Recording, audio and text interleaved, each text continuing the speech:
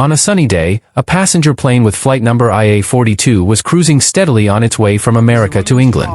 The plane was piloted by Captain William and his co-pilot, Daniel. After a few hours of flight, unexpectedly, their navigation system malfunctioned. William immediately contacted the aviation authorities for guidance, but they were told that the weather conditions were still within safe limits, so the flight could continue. Shortly after, the two were surprised by the appearance of a large storm accompanied by strange flashes of blue light. The aviation authorities also seemed confused as the phenomenon had not been detected beforehand. With no other options, the plane was forced to ride out the storm. William immediately instructed the crew and passengers to remain in their seats and fasten their seat belts. As the plane entered the storm, violent turbulence rocked the cabin, making the atmosphere tense. However, what surprised William and Daniel the most was the strange feeling that this storm was different from any they had faced before. After finally making it through the storm and the turbulence began to subside, the two were shocked to realize that the previously brightly lit sky was now suddenly pitch black. Trying to break the ice, William joked to the passengers that this was just the effect of crossing the Bermuda Triangle. However, concern still gripped the passengers when they realized that the internet signal on their phones and laptops had suddenly disappeared. Meanwhile, Daniel double-checked the navigation system and reported that many of the devices were experiencing glitches. In fact, William was unable to contact the aviation authorities. However, the aircraft's radar was still working, so they suspected that the damage was a result of the storm they had just been through and hoped that things would return to normal soon. In the cabin, a flight attendant named Cameroon tried to calm things down by handing out refreshments to the passengers. She reassured them that the turbulence was within reasonable limits and nothing to worry about. While walking around, Cameroon greeted two men who turned out to be history professors on their way to a seminar at a university in the UK. Meanwhile, an old man sitting at the back was busy writing something in his diary, seemingly unconcerned with his surroundings. However, the tension rose again when the two pilots realized something odd: their radars did not detect any other aircraft around them. They assumed that the plane had gone off the flight path. To confirm their position, William decided to turn the plane once.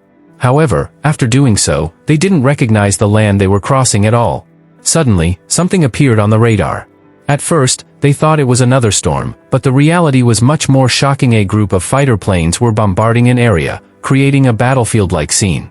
Panic immediately gripped the passengers, including the two professors, as they saw explosions in various places and flames burning everywhere. While the two pilots were still trying to analyze the situation, a fighter plane suddenly passed right in front of them, taking them by surprise. To avoid any bad possibilities, William and Daniel immediately turned off the navigation lights and took the plane up into the clouds to avoid detection. Inside the cabin, the passengers were getting agitated and demanded an explanation. However, Cameroon only tried to calm them down because he himself had not received definite information. One passenger named Michael even insisted that an explanation be given on the spot and was desperate to hold Cameroon back. Luckily, another flight attendant soon arrived and sternly warned him not to make the situation even more chaotic. Meanwhile, William continued to try to contact the aviation authorities, but always failed. Finally, he decided to lower the plane's altitude to find out their location. At first, Daniel hesitated for fear that the fighter planes would attack them, but after William reminded him that they had half the fuel left, they agreed that landing as soon as possible was the only option. However, before the plane began to lower its altitude, the two professors approached Cameroon with serious expressions. They claimed to know something and demanded to see the pilot in person. Unbeknownst to them, Michael had secretly followed to eavesdrop on their conversation. When they met William, the two professors explained that the fighter plane they had just seen had been out of production since 1945 and had only been used by the military in its time. William didn't take them too seriously and tried to shoo them away, but when they suggested that the plane might be flying without a satellite signal, he finally gave them a chance to talk. The two professors theorized that the plane had time-traveled to 1940 and was now in the World War II era. They believed that this phenomenon was due to a freak storm that had just passed through. Therefore, they suggested that William look for the storm to get back to the original time. Although it sounds impossible, the two professors still insist that the only way to go back in time is to look for the strange storm that they have traveled through. However, William thought the theory was too crazy and eventually kicked them out, insisting that they not tell the other passengers. Meanwhile, Michael kept a close eye on the two professors, who seemed to be busy matching the current events with the notes in the history book they were carrying. The plane then lowered altitude to again try to communicate with anyone who could provide assistance. Luckily, this time they managed to connect with a British soldier named Nigel. Unfortunately, Nigel did not immediately believe them and instead considered William as an enemy who tried to interfere with his radio frequency. When Daniel asked about the current date and year, Nigel just chuckled before finally answering that it was June 17, 1940. Hearing that answer, William finally realized that the two professors' speculations were true. He tried to explain their situation to Nigel, but once again, Nigel ignored him. Luckily, the two professors entered the cockpit and helped William convince Nigel. When they mentioned that a British military ship called Lanka's Pride had sunk, Nigel was shocked, as he thought the ship should still be active on the battlefield. To ensure the veracity of the information, Nigel decided to ask his commanding officer before contacting them again. On the other hand, Michael, who realized that the two professors were not there, immediately picked up their book. After reading the contents, he finally realized that this plane had actually traveled back in time to 1940. Seeing an opportunity to change history, Michael immediately stood up and told all the passengers about what was going on. He even proposed that they go to Germany to assassinate Hitler to stop World War II, using the information in the history book. Most of the passengers thought it was a joke, but a few others believed and agreed with the plan. They began to urge William to land in Germany. Fortunately, two passengers who were American soldiers immediately stood up to stop them.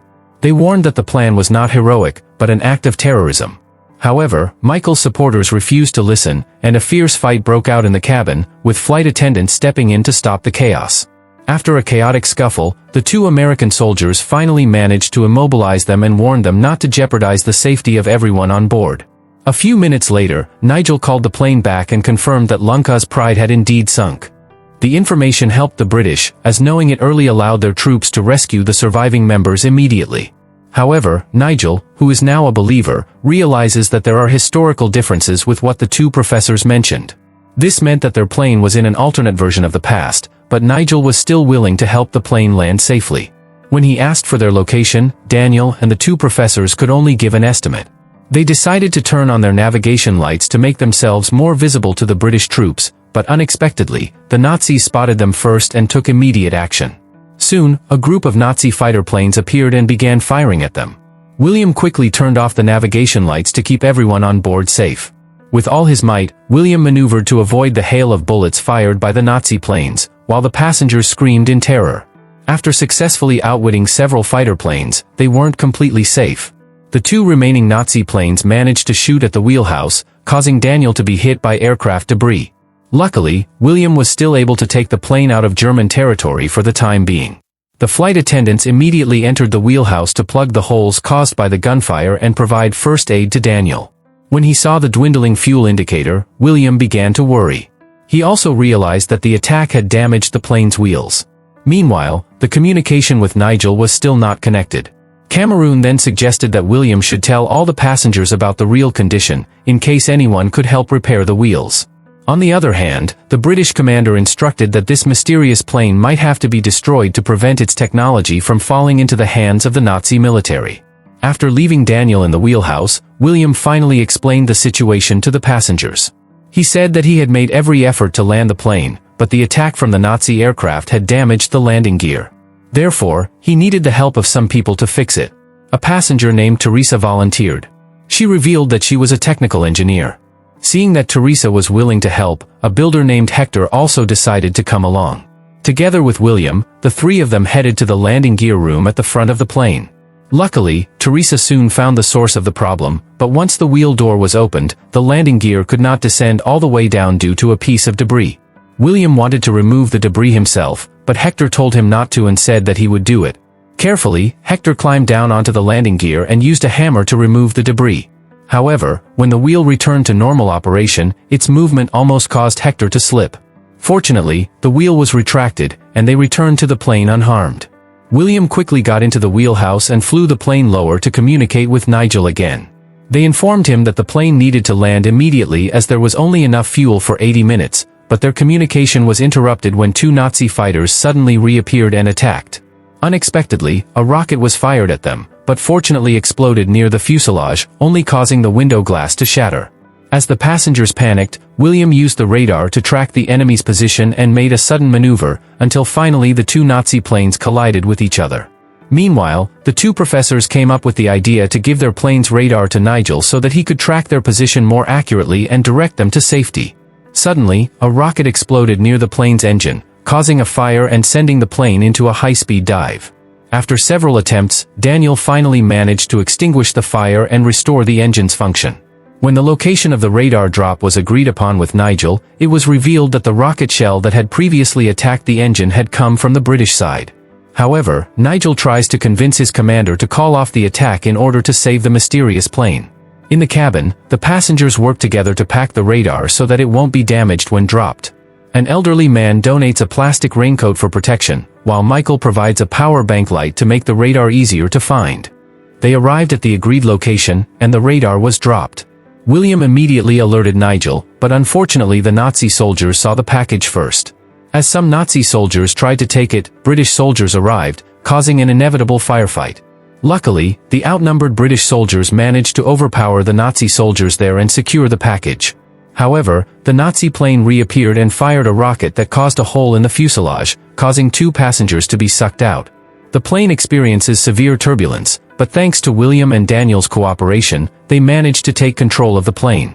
After receiving the radar, Nigel immediately connects it to his device and starts directing William to safety. When the Nazi planes again approached to attack, the British planes instantly neutralized the threat, saving them from danger. On the radar, Nigel noticed something strange, a large cloud bank.